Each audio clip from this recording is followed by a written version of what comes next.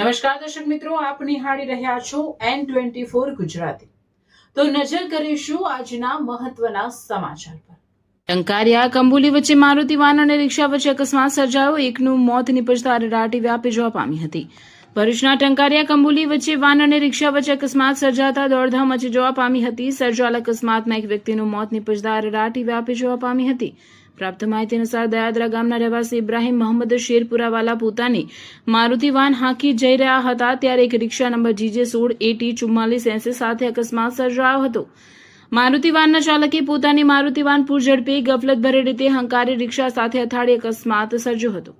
સર્જાયેલા અકસ્માતમાં મારુતિ વાનના ચાલક ઇબ્રાહીમ શેરપુરાલાને શરીરે ગંભીર ઇજાઓના કારણે તેઓનું ઘટના સ્થળે જ મોત નીપજવા પામ્યું હતું, જ્યારે અન્ય 5ને ઇજાઓ થતા તમામને સારવાર અર્થે હોસ્પિટલ ખસેડવામાં આવ્યા હતા। ઘટનાની જાણ થતાં પાલેજ પોલીસે ઘટના સ્થળે પહોંચી તપાસ હાથ ધરી હતી।